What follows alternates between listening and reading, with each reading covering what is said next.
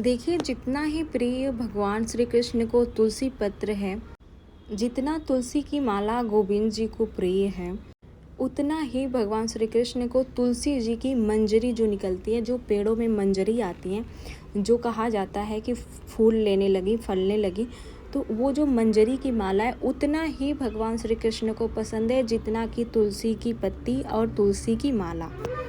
आज हम इसी के बारे में जानेंगे।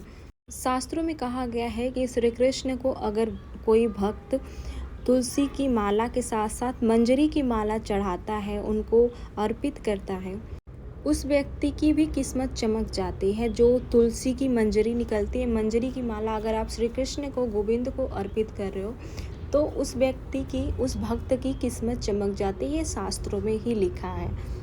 तुलसी की महिमा के बारे में आप बहुत सुने होंगे। आप लोगों ने ये भी सुना होगा शास्त्रों में कि अगर तुलसी के पौधे के पास, तुलसी माता के पास अगर आप बैठते हो तो आपके जो रोग होते हैं वो भी दूर हो जाते हैं।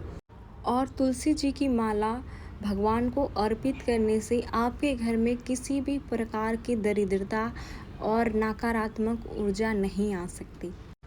और शास्त्रों में ये वर्णन मिलता है कि भगवान श्री कृष्ण को तुलसी की मंजरी की माला इतना प्रिय है कि भगवान को आपको ज़रूर अर्पित करना चाहिए, श्री कृष्ण जी को। और आप ये सोच रहे होंगे कि तुलसी की माला का जो मंजरी है उसकी माला कैसे बनाएं। तो जैसे आप भगवान श्री कृष्ण को और विष्णु भगवान को तुलसी की माला अर्पित करते हो, तुलसी की पत्ती की, उसी प्रकार से मंजरी आप तोड़ लीजिए और कलावे में उसको तुलसी की माला जैसे बनाते हो वैसे ही मंजरी की माला कलावे में आप बना लो और वो भगवान को अर्पित कर दो। श्री कृष्ण जी को भी कर सकते हो, खाटू श्याम बाबा को भी कर सकते हो और भगवान विष्णु को भी कर सकते हो। इन लोगों को तुलसी माता की पत्ती, तुलसी की माता बहुत ही प्रिय है। आप खाटू श्याम मंदिर जाते हो ना, तो वहाँ पे देखते हो तुलसी जी की माला खाटू श्याम को चढ़ाया जाता है, मतलब पहने रहते हैं। बहुत सारे मंदिरों में होता है।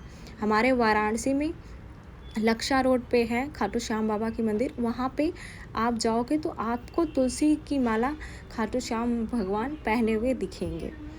और जब आप पूजा पाठ करते हो ना, जब सुबह में श्री कृष्ण जी की पूजा पाठ करते हो या खाटू श्याम बाबा की, तो आपके पास मूर्ति है या फ़ोटो है, जब आप पूजा पाठ करते हो श्री कृष्ण जी की या खाटू श्याम बाबा की, तभी जिस समय आप फूल अर्पित करते उसी समय आप मंजरी की माला बना के रख लो और जब आप फूल अर्पित करते हो, पूजा करते हो, तभी उनको वो माला अर्पित कर दो और पहना दो। तुलसी के माला के, तुलसी की पत्ती की वर्णन आपने बहुत सुना होगा। महिमा बहुत है तुलसी जी की पत्ती का और तुलसी की माला का, लेकिन आपने ये नहीं सुना होगा कि तुलसी की मंजरी की भी माला बनाई जाती है और भगवान को अर्पित की जाती है। जो व्यक्ति, कहा जाता है, शास्त्रों में लिखा है कि जो व्यक्ति तुलसी की माला भगवान को अर्पित करता है और वो ज़्यादा, मतलब ज़मीन की वो मालिक बन जाता है।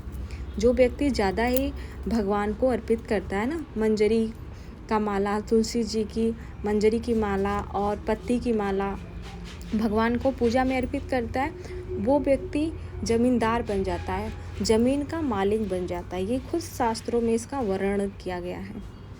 और शास्त्रों में तो यहाँ तक भी कहा गया है कि जो व्यक्ति मंजरी की माला अर्पित करता है, तुलसी जी की मंजरी की माला और पत्ती की माला अर्पित करता है, तो उस व्यक्ति को कन्हैया यानी श्री कृष्ण जी के चरण में भक्ति मिल जाता है। जो व्यक्ति अगर मंजरी की माला श्री कृष्ण जी को पूजा में रोज़ अर्पित करता है ना, उसको श्री कृष्ण जी के चरणों में भक्ति मिल जाती है।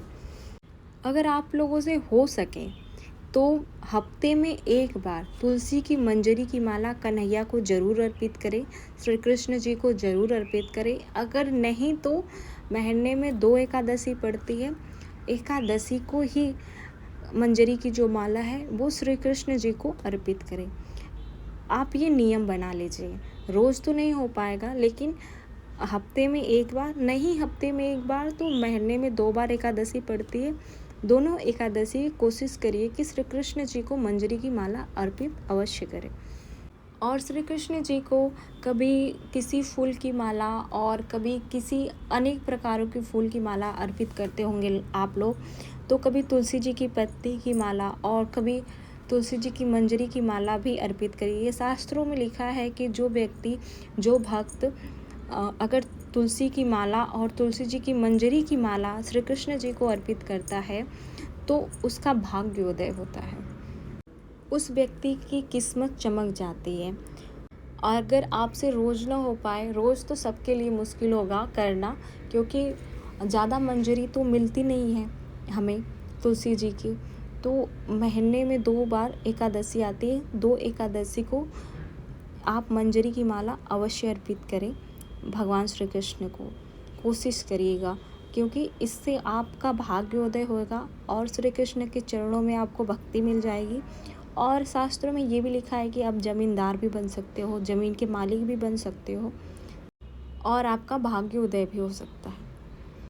तो कोशिश ज़रूर करिएगा कि आप ऐसा कर पाएँ। और ऐसी जानकारी के लिए अगर आप फेसबुक पे देख रहे हैं तो मेरे पेज को फॉलो कर लीजिए। अगर आप यूट्यूब पे देख रहे हैं तो मेरे चैनल को सब्सक्राइब कर लीजिए। ऐसी जानकारी आपको मिलती रहेगी।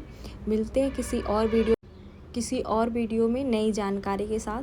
तब तक के लिए जय Shri Shyam. Like share comment ज़रूर करिएगा कि हमारा भी मोटिवेशन बना रहे, हम ऐसे वीडियो आप लोगों के लिए लाते रहें।